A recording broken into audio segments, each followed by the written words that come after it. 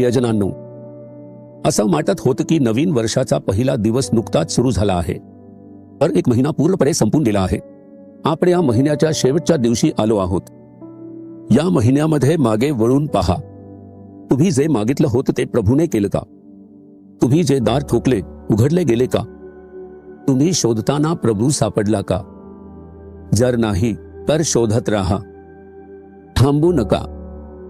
वचन कबूल करा आणि त्याला शोधा. आजही परमेश्वराकडे तुमच्यासाठी एक वचन आहे. अनुवाद अध्याय 28 वचन 12. आशीर्वादाचे भांडार परमेश्वर तुमच्यासाठी खुले करी. देवाचा खजिना स्वर्गात आहे. त्याची संपत्ती आणि आशीर्वाद भरपूर आहेत. प्रभू तुमच्यासाठी त्याचा चांगला खजिना स्वर्ग उघडून तुम्हाला आशीर्वाद देईल. तुमच्या आयुष्यातही कुठेतरी काहीतरी कमतरता असू शकते. आशीर्वादाची पूर्णता नाही. तुम्हाला काही प्रमाणातच आशीर्वाद मिळाला आहे. स्वर्गाचे खजिने उघडून आपल्याला इतका आशीर्वाद देणारा देव की तो स्वीकारण्यासाठी जागा देखील उरणार नाही. तो तुम्हाला असा आशीर्वाद देईल की तुम्ही म्हणाल, पुरे झाले, आता घरात काहीही ठेवायला जागा नाही. घरातही आता वस्तू ठेवायला जागा नाही.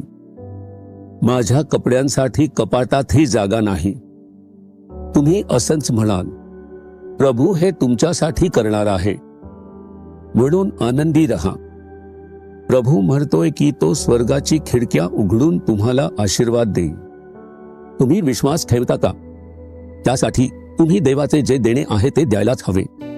वचन सांगते, माझ्या मंदिरात अन्न असावे म्हणून सगळा दशमांश तुम्ही भांडारात आणा, म्हणजे मी आकाश कपाटे उघडीन. जागा पुरणार नाही एवढ्या आशीर्वादांचा तुमच्यावर वर्षाव करतो की नाही याविषयी माझी प्रचिती पहा. म्हणून प्रभूला आपण वेळ द्यायला हवा आणि आपल्या उत्पन्नाचा एक भाग द्यायला हवा. असे केले तर तो स्वर्गाच्या खिडक्या उघडून आपल्याला आशीर्वाद देईल. भरभराटीचा आशीर्वाद असेल. विश्वास ठेवा. विश्वासाने प्रार्थना करा.